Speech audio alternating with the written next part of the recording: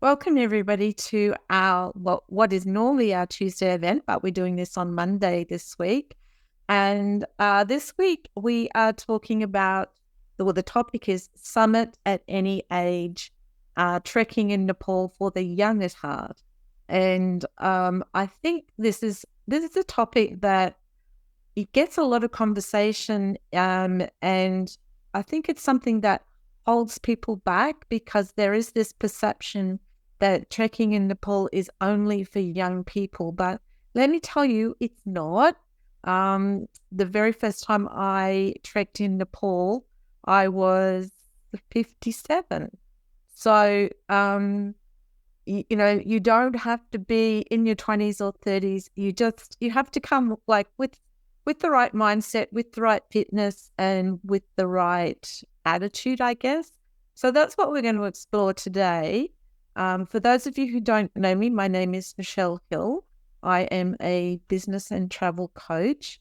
And as I mentioned, the first time I trekked in Nepal, I was back in 2015 when not knowing what I'd got myself in for and never having done a long trek before, I got on a plane and came over from Brisbane in Australia, got to Kathmandu, and I thought, oh my God, what have I done?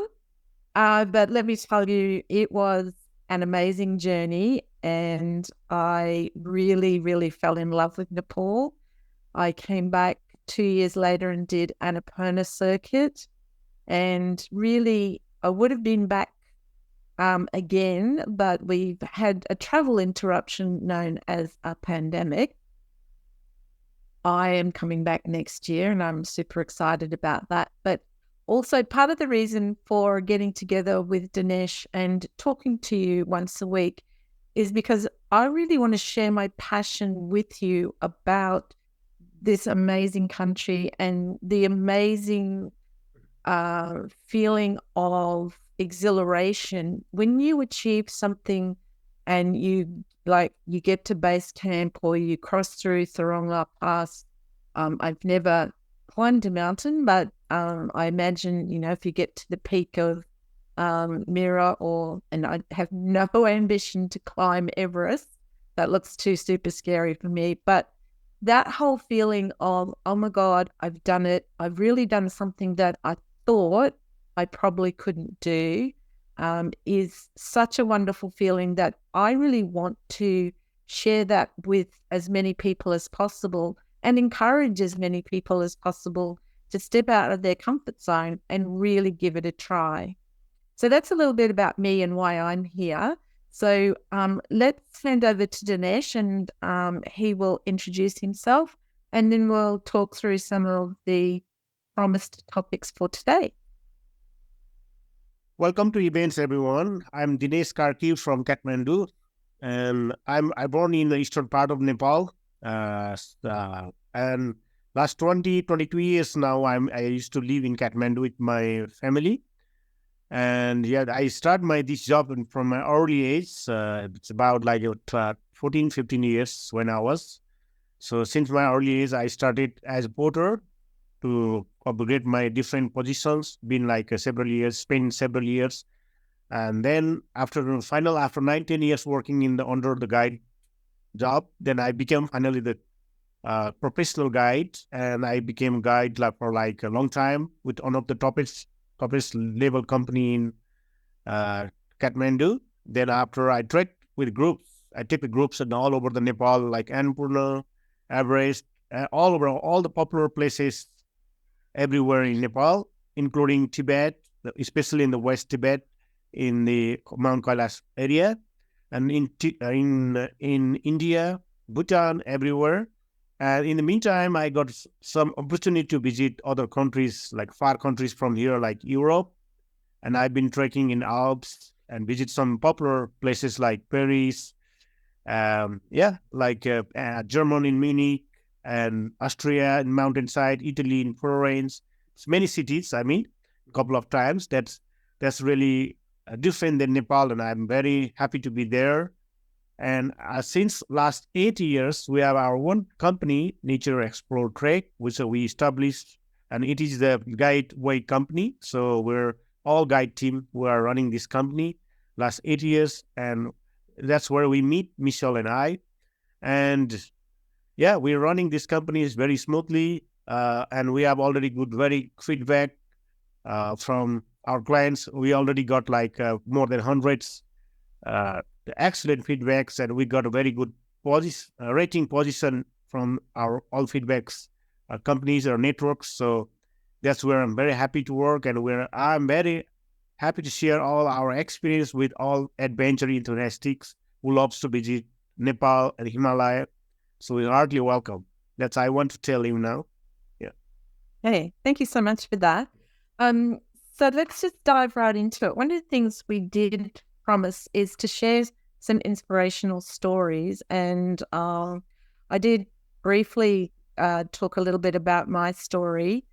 And yeah, literally before I came to Nepal, I was fit. I was going to boot camp, and you're doing lots of walking, but not trekking, just walking. And I kept feeling like there was something else I should be doing. And then the information for this trek to Everest Base Camp kept popping up. And one day I just went, you know what, I'm going to buy that. So I did. Luckily, I gave myself 12 months to get organized, because once I signed up, I was like, I'm not really sure what I'm supposed to be doing here, even to the extent where I went to one of the gear shops here in Brisbane, and coincidentally, the name of it is Kathmandu, and asked the lady who came up to serve me. I said, oh, look, I need to get some boots. And she said, well, what sort of boots do you want? And I'm like, I don't really know. And she said to me, well, where are we going? And I said, we're going to Everest Base Camp. And she's like, right, come with me. So that was really, for me, like the first step on what was a really inspirational journey. And to be honest, most of my friends thought I was crazy, that I was just going to get on a plane by myself, fly to Kathmandu, meet up with a bunch of people that I'd never met before, and spend the better part of 2 weeks trekking in Nepal with them. But let me tell you that the change in me, and naively I went prepared for, okay, I'm going to do this physical challenge, but it did turn out to be a mental challenge as well. And I think there was also a little part of me where that whole, am I too old? I like, you know what, I can do this. I'm going to prove to people I'm not too old, which I did. And then to top it all off, then I decided to go back 2 years later and do Annapurna Circuit. And pretty much it was not necessarily the same motivation, but it was still that whole, you know, I'm getting closer to 60, but I can still do this feeling. So, you know, if there's anybody watching this who's thinking, you know what, I might have left this a little bit too late, just, you know, just for me, I would say just do it, because, you know, and again, naively jumped in and probably chose one of the harder tricks to do first. But if you're really unsure, you can choose to start something a little bit less strenuous, a little bit less altitude, and you can try it out and see what you think. But now, Dinesh, like, you've been guiding and leading people for years and years and years, and I'm sure you've seen people of all age groups. Do you have any specific clients that come to mind in terms of like their age or what they did, or that you think would be inspirational for the people watching? Yes, since I this my journey, I met many people, maybe almost more than thousands from all over the world. Yeah, I have some memories and inspirations time while I was guiding. I have one group, a mixed group from New Zealand and British, US. They are like total like six, seven in the group, and they all are like the age people, like they are not like almost they are like over 60 to Yep. 75. And the Yep. trek was on the way to Annapurna Circuit, and they're like and then with the day when we started our trekking, one or two people are like they are nearly give up the trip because of the whatever they think from the home, maybe it's a little easier, but when we walking the train and the landscape of Nepal is little like a hill region, and when they Yep. feel like little difficult and little breathing, and they said like they asked me like, okay, I want to go back, I want to give up, I don't need anything, I just want to back to like my comfort zone, like Pokhara city or Kathmandu. And I just I tell know exactly how that felt. I used to tell them like, from when I hear, I just you do take it easy, drink a bottle of water and take a commercial break, take a nice picture of this beautiful nature. You will feel relaxed, just go Yeah. slowly. The trek was supposed to be 5 to 6 hours, but we took 9 hours because of we just going slowly for our comfortable. Yeah.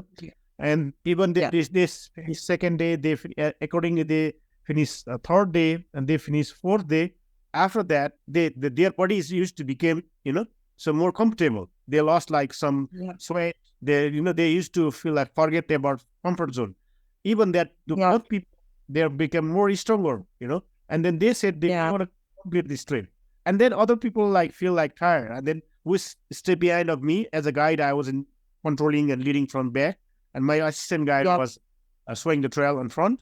And then Yeah. we were in Pisang, and the two people, other group people say, "Oh, I think I have like something not sleep in the night or like feeling difficult. I don't feel comfortable." And I did the same repeat, like making them comfortable, telling some history of mountains, telling some history of the people who climbed the first time in Everest, like Tenzing Norgay, Yeah. Sherpa, Edmund Hillary, or like any popular Sherpas and culture, religions of that region. I just make them like forget that pain, an inspiration that way Yes. I'm keeping them continue. And then finally they pass the 5,460-meter Thorngla Pass, which you have also done, right? So then after that, when Yeah. they came That back, is not easy. That is not yeah, easy. Yeah. yeah, yeah, it was not easy, but we tried to make them like convince and just taking them slowly. But also on another on a hand, we also look after their health. But I saw on their body, everything is fit. They just feel like just want to give up and worry. But I make them comfortable, and that was my one memorial. But I have a many like that. The latest from Australia, one of guy, his name is Alan. Alan is like when he was in the Everest base camp, he was 81. Wow. Alan was an 81, so he was giving up from Everest View Hotel. So he said, "I saw the Everest. I don't want to go up more because it was my dream to see the Everest." But when I asked him why, and he said he looks fit. That's why I asked why. So because I feel maybe you guys feel like you feel difficult. I walk very slow, and he's just worried about us. And then I make him like have this base camp with same history and telling, and he made it in 81 years. So that's what we used to Wow. tell is our number if you are physically and mentally fine. Yeah. So that's kind of few memories in my mind. But if I trying to tell, it gonna like a month. So it never end.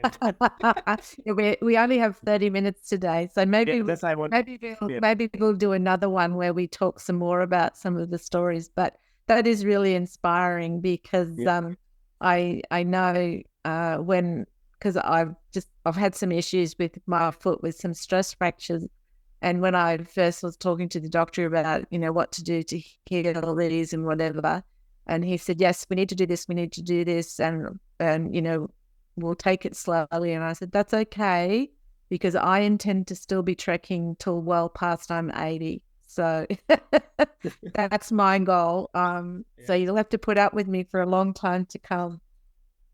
So the other area I think too that sometimes people do worry about is the health and safety aspects. And for me, like before I went the first time to Nepal, I was going to like a boot camp, work out in the park thing maybe 3 times a week, and I was walking maybe 40 or 50 kilometers a week, and trying to do like hills and stairs, but a lot of the stuff that I did was flat. I did start to do squats and lunges towards the end, but yeah, there was a few days when I kind of thought, I wish I'd been a little bit more disciplined and done a few more days of squats and lunges and strengthening my legs. But as long as you go there with a reasonable level of fitness, so as Dinesh said, once you get past the first few days, your body does start to get track fit as well. Yeah. Because, if you're out there walking for 6 or 7 or 8 hours, your body's getting stronger, but you're also getting used to the uneven trails and the rocks and, the ups and downs and things. But yeah, I would encourage people to really, you don't have to be, like so mega fit that, you can just like work out for hours and hours. But do make it a priority particularly the last few months before you go, because the more time you put in before you go, the more you will enjoy your experience. And that would be my comment. The other thing I was going to talk about too is that, as you get higher and when, the altitude starts to impact, everybody reacts differently. But the important thing is, and I think sometimes if you are older, you can have this little mindset of like, I have to show that I can do it. I have to keep up with everyone.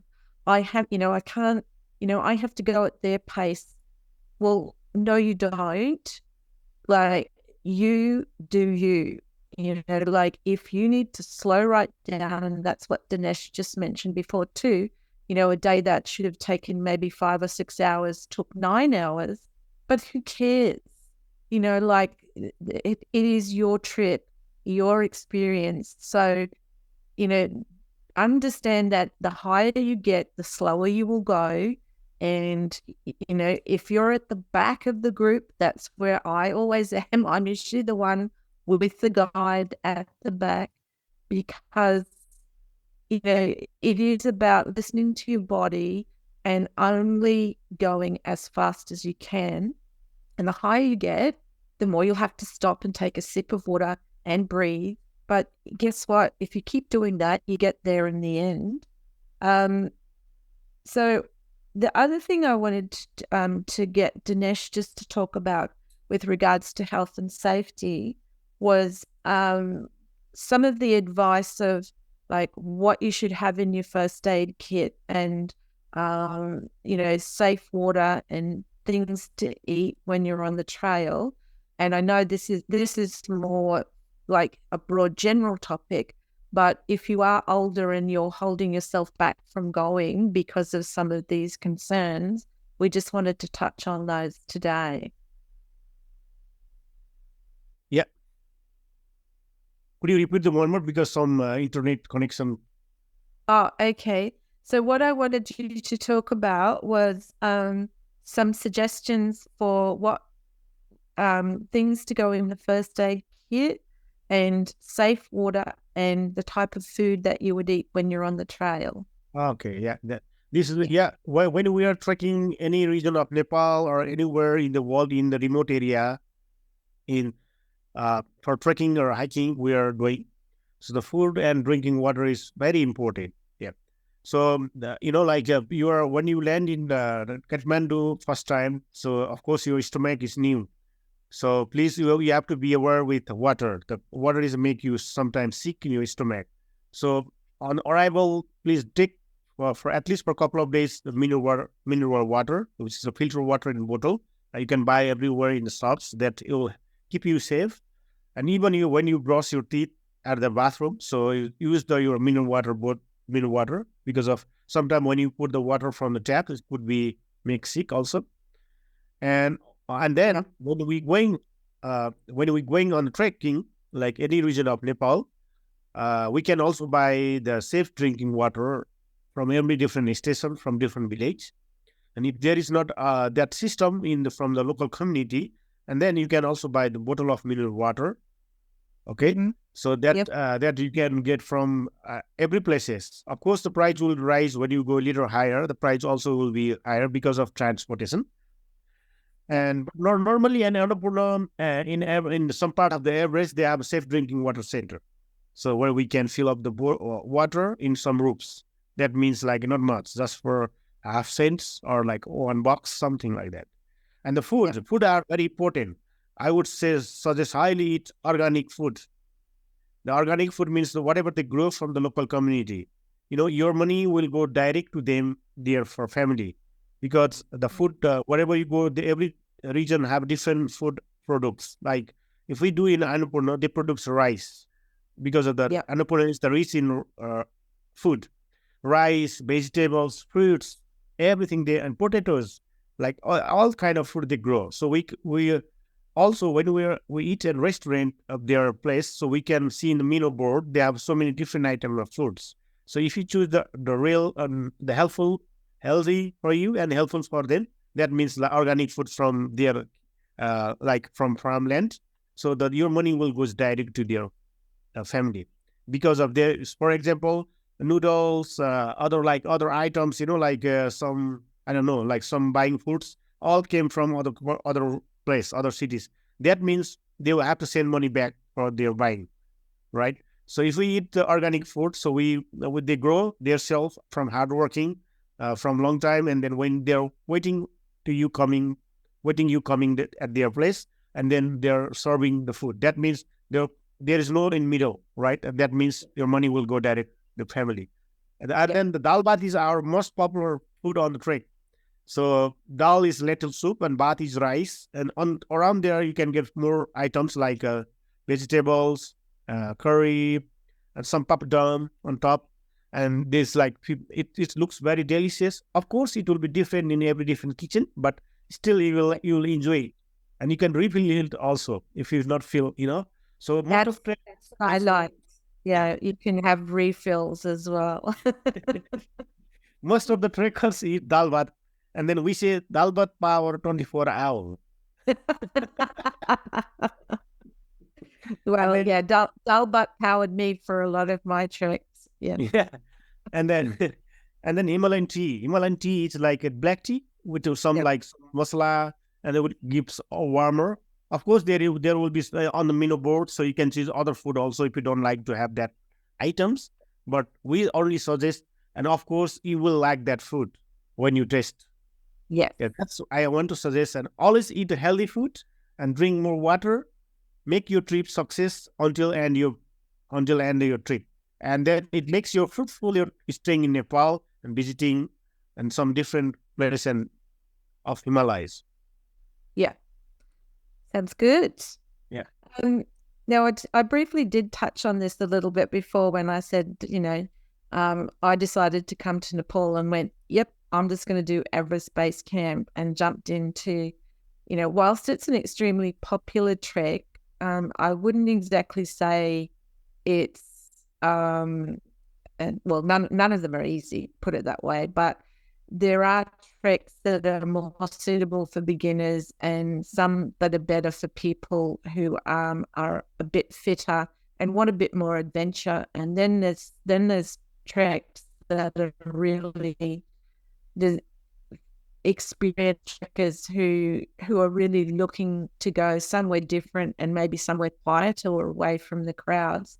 So maybe you could just give us a couple of examples of those, so that when people are looking at, I might come to Nepal, to just give them a bit of an idea of what might be suitable. I mean, obviously, if for anybody who's watching, if you have questions or you're not sure which trek to choose, then rather than be like me and jump in boots and all, you can actually talk to us first, and we'll help you figure out, based on how much time you've got and any physical limitations you might have, or if you just want to dip your toe under the water and do a short trek, then we can figure that out for you. But if you could just give us a few examples, Dinesh, of things that might be more suitable to beginners versus things that might be more suitable for experienced trekkers, that'd be really good. Thank you. Yeah. Yeah, like there's some people, if they are interesting and their first time planning to come Nepal, first we will ask their, as you said earlier, so we ask their time limitation, how long, like we have like a different form of time, like for 1 week, for 4 days, for 5 days. And if they have like 2 weeks, like we can do the 2 weeks program, like doing like a long trek, like Everest Base Camp or Annapurna Circuit or Langtang and Gosaikunda Lakes trek, Bokyo Lake treks. These are the like longer treks. So, so first, for example, if someone come for first time and only they have like a 10 days time and they are beginners, so definitely we don't recommend they go higher first time, and even the time 10 days is not enough for the space camp. So in this case, we suggest few days to visit in Kathmandu and World Heritage Site like Bhaktapur, Patan, Derby Square, and then go to Pokhara for a couple of days to see the mountains. And if you want to do if you want to taste the short hike and go to the Phone Hill for 4 days, and for 4 days, let's say 4 days, 4 nights, 5 days, and then back down to Pokhara and then drive or fly to Kathmandu. That makes very good trip.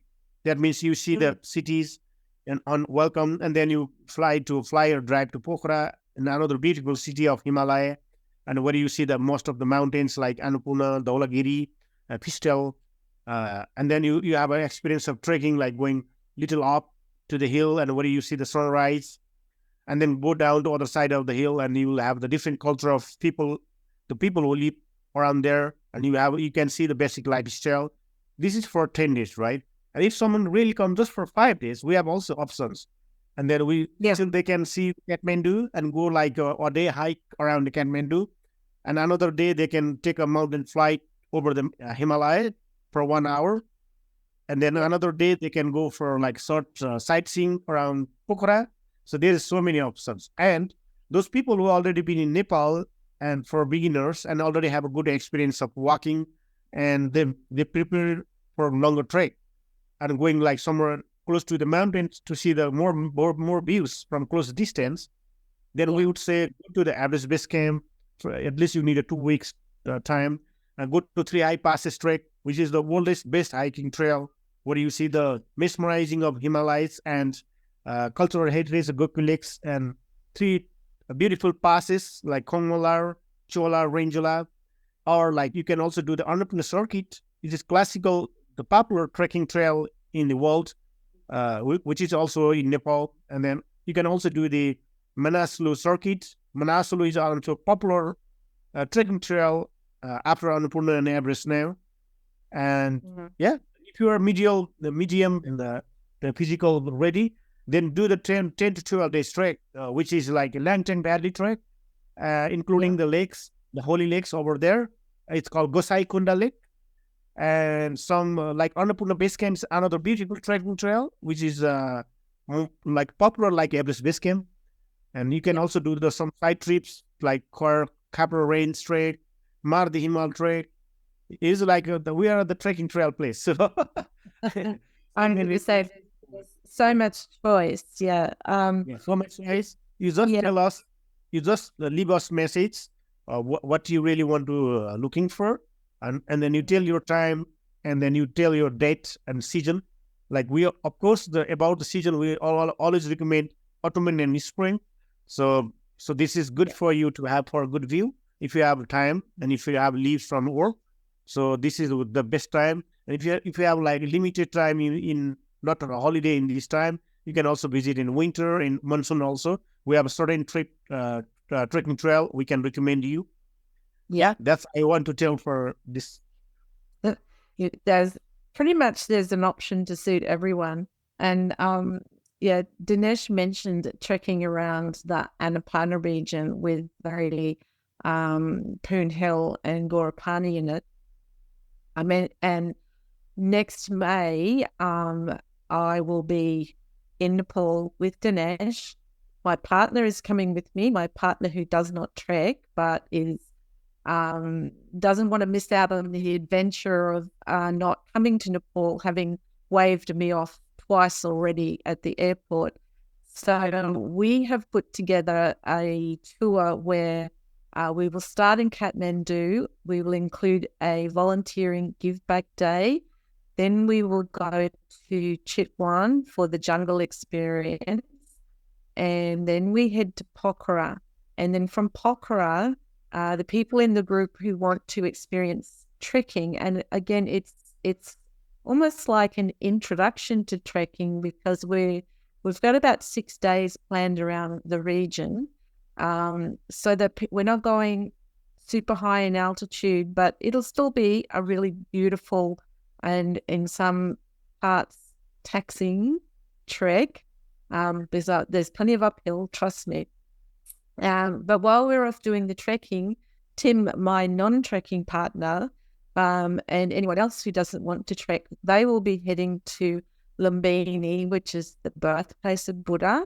Then they're going to Bandipur, and they'll get back to Pokhara a couple of days before the trekking group, and they'll be doing things like cooking classes and market tours, etc. Then we'll all come back together. We'll spend a day just I've included a day in the yoga meditation retreat because having trekked twice before, what I think is really important is making the space, stop and reflect on your experience and your learnings and how what you've done is helping you to grow. So we will do that. Then we will head back to Kathmandu and we'll have a free day in Kathmandu. So if anybody wants to come trekking with me and Dinesh together, both on the one trip, we will be doing that trip in May next year. And then we'll be running it again towards the end of October next year. So please put your hand up if you're interested in that. And we've got we're a little bit over time, but I just did want to ask Dinesh. He has a really special group of people who just arrived yesterday and will be doing some volunteering in Nepal. So Dinesh, do you want to tell us a little bit about your special group of people? Yes, thank you. Yeah, they arrived yesterday, and originally they're from Netherlands, and we've been working with them like last 8 years since we established our company, and we organizing eye surgical camp in different places of Nepal. We're not only selling the trekking and only send the trekking. We also do some social volunteering work. Also, we involved since that date. And yeah, of course, we didn't do in COVID because of nobody can travel that time. Yeah. But from 15, 16, 17, 18, 19, and then 22 last year and this year, right? That means many years already. We have experience about that. And this project is organized by the Takam Foundation. He's the chairman of the town, Robert Town. He's from Netherlands. And he joined hands with Nature Explore Trek, which is our company. And we support them for all arrangements here. And then we also involve personally in volunteering for the local community. So we do different area in every different year. Like last year we had in Gorkha. The Gorkha is the west part of Nepal. And this year we're going to Manang. It's Manang and Chame and Darapani. These places are on the way to Annapurna Circuit trekking trail. So where there is no hospital and the people are suffering with eye problem and they are like losing their eye and damaging. So that the place we look really where is needed, right? Yeah. So we do in Kathmandu and Pokhara because of here are so many the hospital and the people can afford to go hospital. But the place we go where nobody can afford, right? And the people are suffering with this disease from many years. So we do all free for them. Like last year we did like 100 surgical and checkup. Normal checkup was like more than 500 people. So we are hoping this time also like more than that because we're doing two places, in Chame and Darpani. right? That means do different blades, and many people will come, and because it is free. And then all the participants who came SJ, they are doing like a free volunteering, right? And Yeah. then me from Nature Expo Trek, my guides and my other staffs, we all going from free volunteering. Of course, the Yep. food and accommodation will managed by the foundations. And Yeah. then because of the foreigners doctors cannot do the surgical here because of the government law. So Yep. they must have to hire the Nepalese doctors, and which is hired from the Himalayan Eye Hospital Pokhara, and then they will do Yep. the main work. We will do the volunteering, like supporting. That's we're doing like for uh, 6 days, like this week, and they're going a little trekking to the Manang Valley for see the and for the mountains. Yep. And I will come a little early because of I don't need to go other because other my guides will take them to up, and I will come back earlier. And this project we do every year. Next year we already have a plan. So like like this is like different than trekking, different than like doing something Yeah. different, which will give you the happy. Well, I congratulate you on this amazing initiative, and the give back to the community, which is a wonderful, wonderful thing that you're doing. And perhaps next time when we get together, you can give us an update and tell us how it all went and what highlights that you'd like to share with us. Sure. I'll share some videos and photos. I'm planning to go like live when we're doing this kind of from the mountains also. So if we are So that online, you can also see. Yeah, so that'll be on your social media. So Yeah. if anybody's interested, make sure you do check out Dinesh Karki's Facebook profile feed and Nature Explore Trek, and Yeah. you see some of the updates in the videos from this fantastic initiative. Well, thank you so much. I've gone way over time this week, but that doesn't matter. We're having a good chat. Next week, we will be back at our normal time of Tuesday at 1:15 p.m. Brisbane time and 9 a.m. Kathmandu time. And what we're going to talk about next week is monsoon trek magic. Now, Dinesh mentioned before that the best times to come to Nepal are spring and autumn, but sometimes you can't actually organize your schedule or your holidays to be able to come then. And there's a lot of stuff written about, oh, don't come in monsoon, you can't trek in monsoon. But there are some places you can still trek, and there are some really interesting things you can do. So next week we will talk about those and share with you some more stories from Dinesh's absolutely bottomless well of all the different people that he's worked with over the years. So that's enough from me this week, and we will talk to you all next week. Thank you, Dinesh. You're welcome. See you next. Namaste. Namaste.